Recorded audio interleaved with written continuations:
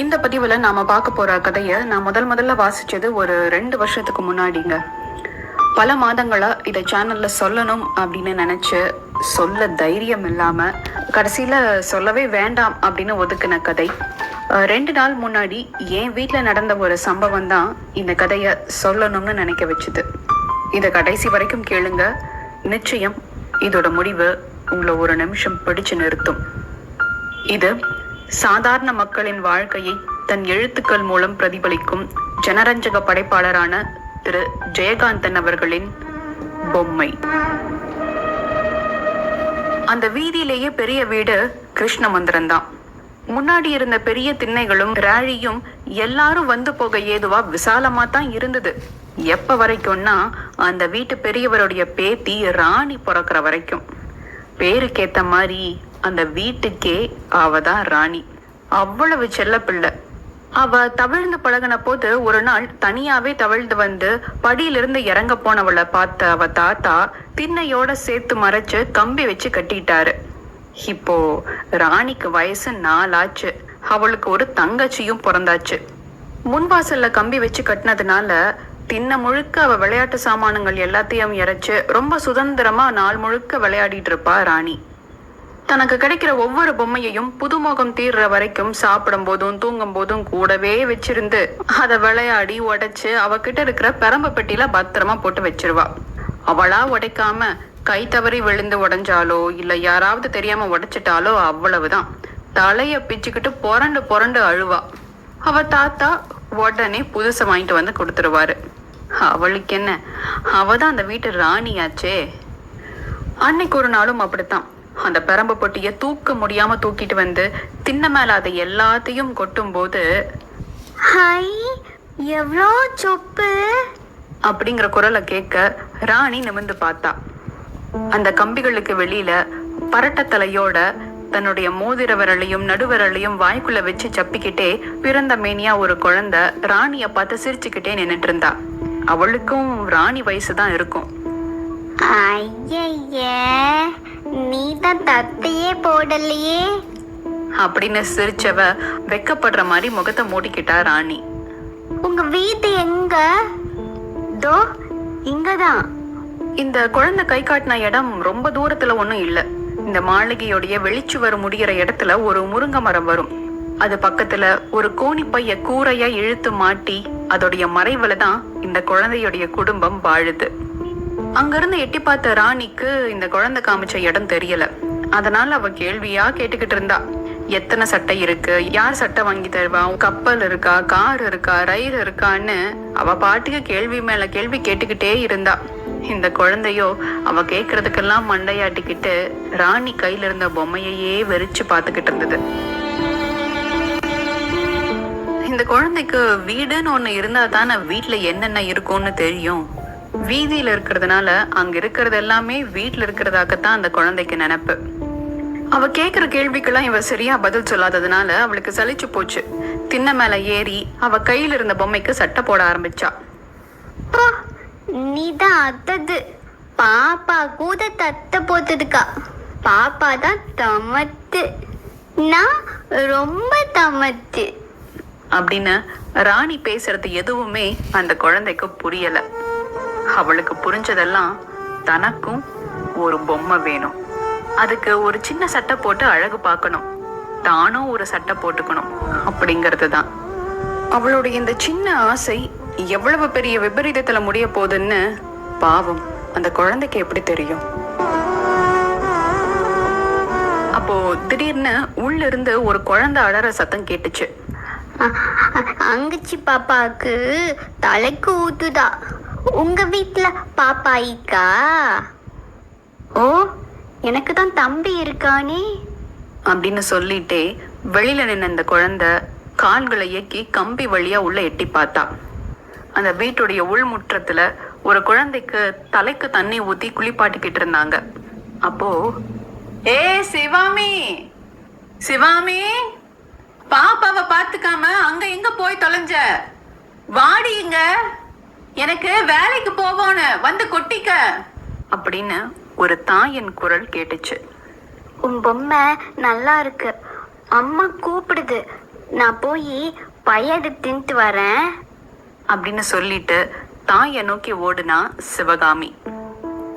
சிவகாமியோடைய அம்மா ரங்கம்மா அந்த தெரு ஓரத்துல புதுசா கட்டிக்கிட்டு இருக்கிற ஒரு கட்டடத்துல சித்தாள் வேலை செய்யறா. அவளுடைய கை குழந்தைக்கு பிறந்ததுல இருந்தே சீக்கு. குழந்தை வயிற்றுல 6 மாசமா இருக்கும்போது இவளுடைய புருஷனும் இறந்து போயிட்டான். அந்த துயரத்தை மாத்துற விதமா பிறந்த குழந்தை ஆண் குழந்தையாகவும் தான் புருஷனை போலயே இருந்ததுனால அவளுக்கு அதுல ஒரு தனி சந்தோஷம். பிறந்து 8 மாசமாகியும் வளர்ச்சி இல்லாம நரம்பும் தோளுமா இருந்தது குழந்தை. அதை தேத்துறதுக்காக தினமும் காலையில பக்கத்துல இருக்கிற முனிசிபல் ஆஸ்பத்திரியில மருந்து வாங்கி கொடுப்பா. அதுவும் குடிச்சுக்கிட்டு தான் இருக்கு. ஆனா தேறின பாட்டா காணோம். அந்த குழந்தைக்கு 2 நாளா இப்போ காய்ச்சல் வேற. எப்பவும் போல காலையில அந்த குழந்தைக்கு முனிசிபல் ஆஸ்பத்திரியில இருந்து மருந்து வாங்கி கொடுத்துட்டு குழந்தைய பாத்துக்க சொல்லி சிவகாமிய காவலுக்கு வச்சுக்கிட்டு போன ரங்கம்மா திரும்பி வரும்போது சிவகாமி அங்க இல்லாம இருக்கிறத பார்த்ததும் அவளுக்கு ரொம்ப கோபம் வந்துருச்சு. வீட்டுக்கிட்ட வரும்போதே அம்மா அம்மான்னு கெஞ்சிக்கிட்டே வந்தா சிவகாமி. என்னாடி? எனக்கு சட்டை கொடுமா, சட்டை இல்லாம வெக்கமா இருக்கு. இங்க எங்கடி இருக்கு சட்டை? ஐயா பொய் சொல்ற, பெட்டிக்குள்ளதான் சட்டை இருக்குதே. ஒரே ஒரு கிழிசல் இருக்கு, அதையும் போட்டு புரட்டி அழுக்காக்கி போடுவ. இல்லம்மா, அழுக்காகாம அப்படியே புதுசா வச்சுக்கிறம்மா. சரி சரி துண்ணு அப்படின்னு சொல்லி அலுமினிய தட்டுல பழைய சோறை போட்டா ரங்கம்மா. மா மா என்னாடி? எனக்கு ஒரு பொம்மை வாங்கி தரியா? தர்றேன். எப்ப வாங்கி தர? நாளைக்கு அப்படின்னு சொல்லவும் ராணி வச்சிருக்கிற பொம்மைய பத்தியும் சொப்புகளை பத்தியும் பேசிக்கிட்டே சாப்பிட்டா சிவகாமி. சாப்பிட்டு முடிச்சதுக்கு அப்புறம் அங்க இருந்த ஜாதிகா பெட்டியை திறந்து அதுல இருந்த ஒரு கந்தல் துணியை எடுத்து சிவகாமிக்கு போட்டு விட்டா ரங்கம்மா. அத போட்டதும் சிவகாமிக்கு ஆனந்தம் தாங்க முடியல. அந்த கவுன்ல இருந்த கிழிசலுக்குள்ள விரல விட்டு பாத்துக்கிட்டே, அம்மா அந்த பாப்பா புது சட்டை போட்டிருக்குமா? அவங்கெல்லாம் பணக்காரங்கடி, நாமெல்லாம் ஏழைங்க. சரி சரி நீ பாப்பாவை பாத்துக்க, நான் வேலைக்கு போயிட்டு வரேன், இங்கேயே இரு, எங்கேயும் போயிடாத அப்படின்னு சொல்லிட்டு கிளம்புறதுக்கு முன்னாடி தன் குழந்தைய எடுத்து பால் கொடுத்தா. அது ஜுர வேகத்துல பால் குடிக்க மறந்து மயங்கி கிடந்தது. ரங்கம்மாளுக்கு நெஞ்சு பதச்சுது. பேசாம வேலைக்கு போகாம இருந்துடலாமா அப்படின்னு ஒரு வினாடி யோசிச்சா.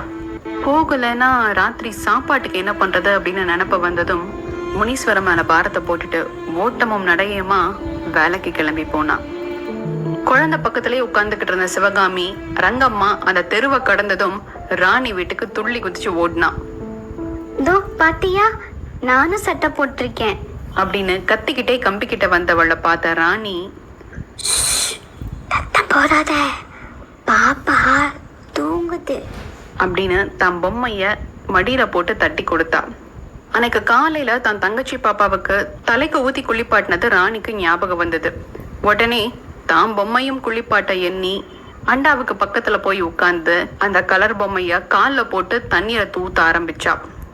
முதல் தேய்ப்பிலேயே பொம்மையுடைய கண்ணும் மூக்கும் அழிஞ்சு போச்சு. உடனே வீலுன்னு அழ ஆரம்பிச்சிட்டா ராணி. ராணி அழறத பார்த்ததும் பயந்து போன சிவகாமி ஒரே ஓட்டமா ஓடி தன் தம்பி பக்கத்துல போய் உட்கார்ந்துக்கிட்டா. லேசா அவன் முகத்தை தடவி அவன் கை கால ஆட்டவும் குழந்தை சினுங்கி அழுதான். அது அவளுக்கு வேடிக்கையா இருந்தது.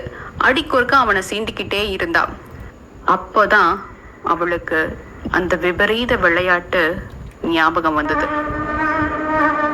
அந்த சுவரோரமா ஒரு பானை நிறைய பச்சை தண்ணி இருந்தது. அந்த வீட்டு பாப்பா செஞ்ச மாதிரியே தான் 2 கால்களையும் நீட்டி குழந்தைய தூக்க முடியாம முக்கி முணங்கி தூக்கி தன் கால் மேல படுக்க வச்சா. அப்புறம் முகத்துல மார்பல உடம்புல எல்லாம் எண்ணெய் தேய்க்கிற மாதிரி தண்ணீரை தேய்ச்சா. அந்த குழந்தை ஈன ஸ்வரத்துல சினுங்கி அழுதான். ரோ ரோ ரோ ரோ அழாதடா கண்ணு அப்படின்னு கொஞ்சிக்கிட்டே டப்பாவுல இருந்த தண்ணீரை கொஞ்சம் கொஞ்சமா குழந்தையுடைய தலையில ஊத்துனா. ஒவ்வொரு குவளை தண்ணீரும் குழந்தைக்கு மூச்சு திணற வச்சது. 1, 2, 3வது குவளை தண்ணீரை ரொம்ப சாந்தமா அமைதியா எந்தவித சலனத்தையும் உடம்புல காமிக்காம அந்த குழந்தை ஏத்துக்குச்சு. அப்பதான் சிவகாமிக்கு திருப்தியா இருந்தது. குழந்தையுடைய தலையையும் உடம்பையும் தொடச்சு விட்டா. அவனுக்கு தலைவாரி பொட்டு வச்சு துவண்டு கிடந்த அவன் தலைய நிமிர்த்தி வச்சா. அப்பதான் தம்பி ஏன் அழல அப்படிங்கிற நினைப்பு அவளுக்கு வந்துச்சு. தம்பி தம்பி, ஏன்டா சிரிக்க மாட்டேங்கிற? கைய ஆட்ட. ஆட்ட மாட்டியா? என்னடா தம்பி, பொம்மை மாதிரியே பாக்குற. நீ பொம்மை ஆயிட்டியா அப்படின்னு ரொம்ப குஷியா கைகளை தட்டி குதிச்சா சிவகாமி. சாயங்காலம் ரங்கம்மா வேலையிலிருந்து திரும்பி வீட்டுக்கு வரும்போது அந்த கிருஷ்ண மந்திரம் மாளிகைக்கு முன்னாடி சாயம் போன ஒரு மண் பொம்மை தூக்கி எறிஞ்ச வேகத்துல ஒரு கால் பகுதி மட்டும் உடைஞ்சு கிடந்தது. மத்தியானம் சிவகாமி பொம்மை வேணும்னு கேட்டது அவன் ஞாபகத்துக்கு வர அதை எடுத்து தான் மடியில கட்டிக்கிட்டு நடக்க ஆரம்பிச்சா ரங்கம்மா. கொஞ்ச தூரத்திலேயே சிவகாமி ஓட்டமா ஓடி வந்தா. எங்கடி ஓடியார? வீட்டுக்கு தானா வர்றேன், இந்தா உனக்கு பொம்மை. ஏய், இதுதான் அந்த பாப்பாவோட பொம்மை. உடைஞ்சு போயிடுச்சா? அம்மா, நம்ம தம்பி பாப்பா இருக்கான்ல, தம்பி பாப்பா, அவன் பொம்மையாயிட்டம்மா, வந்து பாரேன் அப்படின்னு தாயை இழுத்துட்டு போனா சிவகாமி. என்னடி சொல்ற பாவி அப்படின்னு பதறிக்கிட்டே ஓடி வந்தா ரங்கம்மா. குளிப்பாட்டி சட்டை போட்டு தலைவாரி நெத்தியில பொட்டு வச்சு அழகா படுத்துக்கிட்டு இருக்க தன் மகனை பார்த்து, ஐயோ மகனே அப்படின்னு கீழே விழுந்து புரண்டு அழுதா ரங்கம்மா. தம்பிதான் அழகா பொம்மை ஆயிட்டானே, இதுக்கு போய் அம்மா ஏன் அழறா அப்படின்னு சிவகாமிக்கு ஒண்ணுமே புரியல. ஆனாலும் அவ அம்மா அழறத பார்க்கும்போது அவளுடைய உதடுகள் துடிக்குது. அவளும் அழ போறா அப்படிங்கிற காட்சியோட ஆசிரியர் இந்த கதையை முடிக்கிறாரு.